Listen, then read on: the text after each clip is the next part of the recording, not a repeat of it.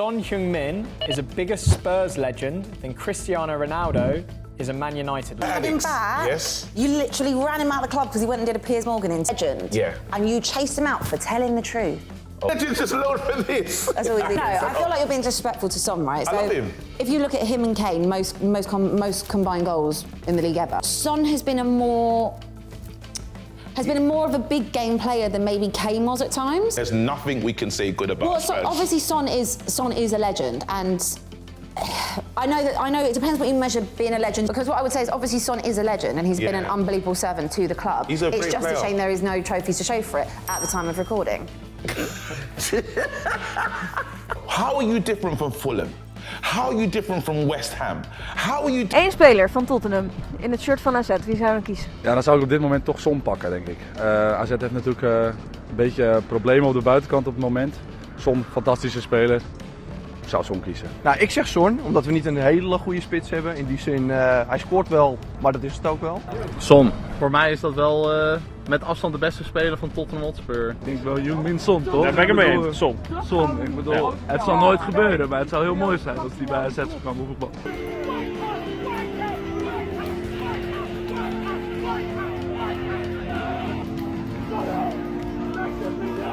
그를 바르셀로나로 데려와야 한다. 우린 레프트 윙이 더 필요하고 그가 벌어다 줄 돈도 필요하다. 하피냐와 페드리 그리고 야말과 함께 뛰는 것을 보면 엄청날 것 같다. 근데 우리 팀도 골을 넣을 줄 아는 윙어가 절실하니깐 넌 보지 마라. 손흥민은 프리시즌에 토트넘의 캡틴이자 레전드였던 캠벨을 따라서 지하철을 타고 아스널로 올 것이다. 1조 원의 돈과 사카 외대고르 살리바를 준다면 생각해보겠다. 안 된다. 이 남자는 지난 시즌의 시티와의 마지막 경기에서 1대1 찬스를 놓쳤던 그 남자다. 손흥민과 레시포드를 트레이드하자. 여기에 리버풀 팬이 오셨다. 나는 그가 우리를 위해 뛰길 바란다. 그는 세계 최고의 선수 중 한 명이고 그저 그런 팀에서도 혼자 월클 기량을 보여주고 있다. 우승팀 팬 여기도 있다. 나는 몇 년 전부터 그를 데려와야 한다고 말했고 다른 팀에서는 마지막 조각이 될 수 있었다. 딱 2년만 우리가 손흥민을 데려가겠다. 그는 엄청난 직업 윤리를 가진 베테랑이고 맨 유나이티드 선수들에게 훌륭한 본보기가 될 것이다. 그들이 보유한 유일하게 괜찮은 선수다. 나는 여전히 그보다 뛰어난 레프트 윙어의 이름이 다수 떠오르진 않지만 그는 평소에 비해 분명 침체된 시즌을 보내고 있다. 그가 몇 년 전처럼 왼쪽에서 뛰는 섀도우 스트라이커처럼 역할한다면 여전히 능력을 발휘할 수 있지만 현재는 터치라인 윙어로 기용되고 있다. 그 방식은 손흥민의 장점이 아니기에 토트넘이란 팀은 이상하다. 그는 슛이 다수 허락되는 역할을 맡아야 한다. 나는 레프트 윙어가 필요한 북런던 클럽을 알고 있다. 손흥민이 바넷으로 간다고? 리버풀은 손흥민 영입에 꼭 관심을 가져야만 한다. 우리 팀엔 레프트에서 뛸 수 있는 선수들이 많기는 하지만 손흥민은 분명 안필드 생활에 잘 녹아들 사람이다. 리버풀에서 환영한다. 레버쿠젠으로 컴백은 안 될까? 나도 득점하는 레프트 윙어를 잘 활용할 수 있는 팀을 알고 있다. 인테르로 와서 세컨드 스트라이커 자리를 차지하라. 안 된다. 바르샤로 부탁한다. 지금 맨유 선수 대부분을 팔아서라도 꼭 데려오고 싶다. 바르샤가 손흥민을 위해 프랭키를 팔 때가 되었다. 안 된다. 맨유가 그의 영입에 올인해야 한다. 해리의 옆으로 돌아와라. 손흥민이 이적이 아니라 잔류를 한다면 오히려 그게 더 놀라운 일이다. 그는 이미 토트넘의 모든 것을 바쳤고 그 팀은 분명 리빌딩 단계에 있다. 솔직하게 그에게 완벽한 팀은 맨유다. 한국에는 이미 엄청난 숫자의 맨유 팬들이 있고 맨유는 정확히 손흥민 타입의 레프트 윙 포워드가 필요하다. 레알은 이제 레프트는 필요 없다. 확실하게 마르티넬리보다 낫다. 토트넘이 그 모든 한국 팬을 잃는 건 안 된다. 제발 팔지 마라. 토트넘은 체코 페레즈나 영입해라. 손흥민을 놓치면 인스타 팔로워 50만 명을 늘려주는 다른 아시아 선수보다는 기타 대륙 선수를 영입해야 한다. 일본 선수들은 몸 관리가 별로이고 아시아인은 유럽, 남미, 아프리카에 비해 최고 수준의 선수를 배출하지 못한다. 블루록이 끝나면 개들이 세상을 접수한다. 내 생각에는 손흥민을 보고 영감을 얻은 아이들이 자라면 한국 선수들이 지금보다 훨씬 많아질 것 같다. 앞으로 10년 후가 재밌을 것이다. 손흥민은 2002년 월드컵과 맨유의 박지성이 낳은 유산이고 그 세대의 여러 선수가 영국에 왔지만 손흥민만 유일하게 월드클래스가 되었다. 다음번에는 우리가 2명의 손흥민을 가지는 행운이 생길지도 모른다. 손흥민 이적은 우리에게 한국 시장의 종말이다. 세계의 클럽들이 손흥민 영입을 추진할 때는 분명히 그의 수익 창출 능력을 동시에 고려할 것이다. 그래서 그를 향한 제안은 일반적인 선수들에게 제시하는 것과는 많이 다를 것이다. 한국의 인구는 영국과 비슷하지만 반전이 있다. 그들은 성공한 축구 선수가 극소수이고 영원히 한 선수를 지지하는 성향을 가지고 있다. 그들은 새벽 5시에 일어나서 손흥민이 경기장에서 15분을 뛰더라도 자랑스럽게 응원할 사람들이다. 또한 그들은 클럽의 모든 용품을 구입하고 자국의 재능 있는 선수를 현장에서 보기 위해 기꺼이 영국으로 날아오는 사람들이다. 한국에는 손흥민이 있고 일본에는 오오타니가 있는데 쇼헤이의 연봉은 연간 7천만 달러이지만 다저스가 그로 인해 올린 수익은 6억 달러 정도이다. 내 친구는 올해 LA에 갔고 관중의 90%가 아시아인으로 보일 정도라고 말했다. 이게 바로 아시아 팬층이 작동하는 방식이다. 손흥민은 토트넘의 재정에 절대적인 영향력을 행사했고 팀을 현존하는 가장 높은 수익성의 클럽으로 만들어주었다. 과연 우승도 못하는 토트넘이 손흥민 없이 그런 수익이 가능했을까? 지구상에서 가장 인구가 많은 대륙에서의 시청률 증가 또한 더 많은 수익과 더 나은 브랜드와의 스폰서를 가능하게 만들었다. 또한 손흥민의 상품들은 클럽 수익의 큰 부분이다. 솔직히 바이언과 적절한 금액에 합의한다면 케인과 김민재에게도 정말 좋은 영입이다. 케인과 손흥민의 조합은 다른 차원의 인간들이었고 진짜 미친 케미스트리를 가지고 있다. 그를 리버풀로 보내줘라. 그는 우승할 자격이 있다. 제발 데려가 주세요.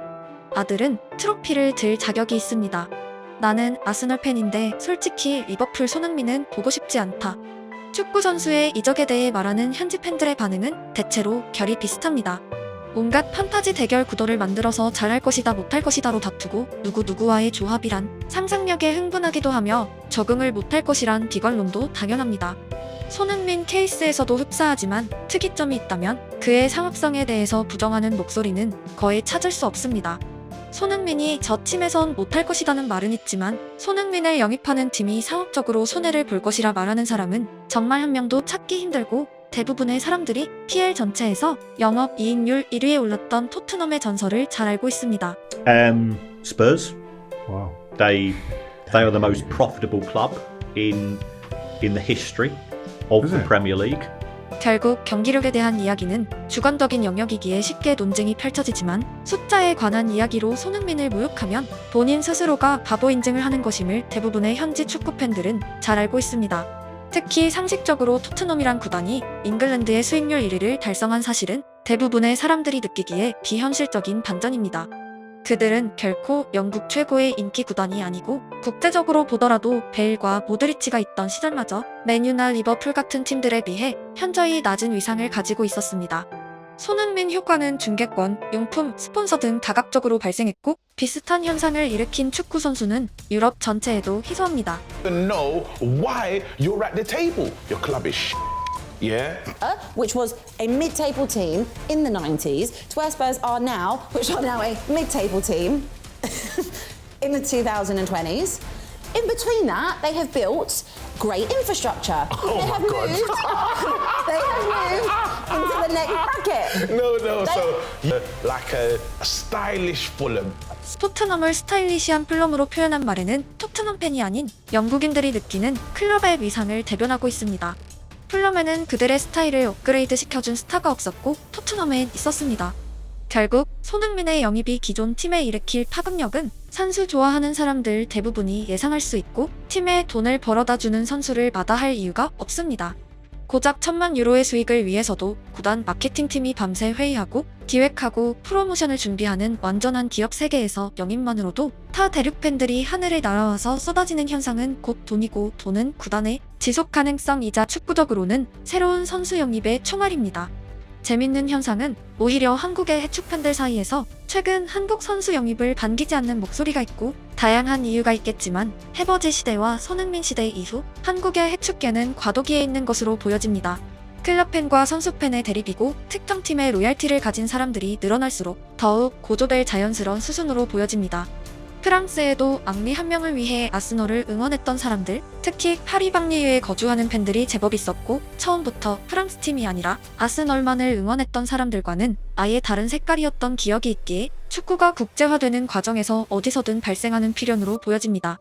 현지 팬들 입장에선 손흥민 영입은 우선 돈이고 자신의 도시에 해외 관광객이 늘어나는 현상에 대해선 대체로 호의적입니다. 한국 팬이 북런던에 가서 지불한 돈은 경기 티켓뿐만이 아니고 체류에 사용한 총 경비는 지역사회와도 연결되는 제법 거대한 이야기입니다.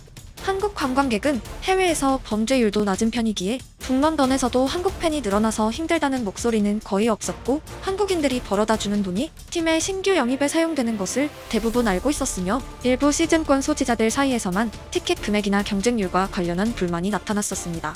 요약하면 손흥민 영입이 팀에 주는 이익과 토트넘이 오랫동안 누린 특수를 대부분의 현지 팬들은 알고 있고 특히 팀의 충성도가 높은 팬들일수록 팀의 재정에 큰 관심을 가지고 있습니다. 경기력 측면에선 논쟁이 있지만 대체로 2년 정도는 대부분의 팀에서 기여할 수 있다가 일반적인 의견으로 보여집니다. 어릴 때부터 롱런을 최대 가치로 삼았던 손흥민 입장에선 아쉬울 수 있지만 결국 선수는 경기장에서 증명할 기회가 있기에 2년 후 새 팀에서 보일 능력은 선수의 몫입니다. 그는 부진했다고 평가받는 올 시즌에도 20개의 공격 포인트를 쌓았고 그 숫자를 마다할 팀은 많지 않으며 특히 토트넘 경기를 봤던 사람들은 다른 전술에서의 손흥민이 올 시즌보다 나아질 것으로 예상하고 있습니다. 댓글에 윙어를 사용할 줄 아는 팀이란 문구가 자주 나타나는 이유이고 피니쉬가 가능한 윙어는 전 세계 모든 팀들이 보유한 산소 같은 존재가 아닙니다. 개인적인 의견이지만 호날두, 아자르, 네이마르 등이 왼쪽을 폭격했던 시대에 비하면 레프트 윙어 가운데 월클의 비율이 조금은 떨어졌다는 생각입니다. 물론 지금 윙어들도 훌륭하지만 첼시 아자르나 바르샤 네이마르가 지금 나타났다면 어떤 위상을 가졌을지 아마 모두가 예상할 수 있을 것입니다. 그 시대에는 둘 다 메날드에게 가려졌고 발롱도르를 차지하지 못했습니다. 레프트 윙어 자리의 보강을 원하는 클럽은 상당하고 중소 클럽이 아니라 빅클럽 팬들도 포함되어 있습니다. 손흥민을 팀의 미래로 여기는 팬들은 거의 보이지 않지만 바로 다음 시즌에 한 단계의 도약을 원하는 팀들, 특히 윙어의 결정력이 약한 팀에서 제법 절실한 목소리를 보이고 있습니다. 손흥민을 제외하고 피니쉬가 정확하고 36km/h로 달릴 수 있는 레프트 윙어를 말하려고 하면 아마 대부분의 사람들이 10명도 꼽기 힘들 것입니다. 거기에 상업성이란 특수까지 넣어버린다면 더욱 극소수입니다. 회사의 HR팀에서 일해본 분들은 모두 아시겠지만 인재의 평가란 상대적이고 사람의 가치란 입체적이며 회사의 일년 수익에 영향을 미치는 사람은 평생 일해도 한 명 볼까 말까입니다.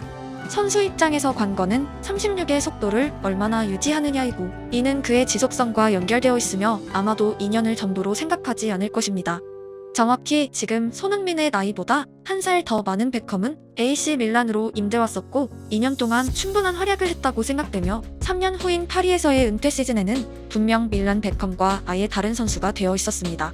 속도가 베이스였던 선수는 아니었지만 베컴 케이스에선 활동량이 그의 경쟁력을 바꿔버렸고 특유의 킥력 하나만으론 힘겨워 보였습니다. 손흥민의 활동량과 속도는 과거 선수들 사례로 봤을 때 비슷한 시기에 하락할 것이고 이 포인트가 토트넘 이후 손흥민을 규정할 것이라 생각합니다. 평생 하루 스케줄 전체를 축구에만 집중했던 사람의 신체이기에 가능한 오래 지속되길 응원하고 어떤 팀이든 상관없으니 지역민들의 환영을 받을 수 있는 클럽에서 뛰길 기원합니다. When I'm a day off, I'm trying to using this habit. You know, this is promise with myself. You know, being disciplined is a bit hard because sometimes there are days where you're like you really don't want to do anything. So I think it's all about mental. Mental. Do you feel like there were days that you just cannot do it or? no, then I have to retire. You know.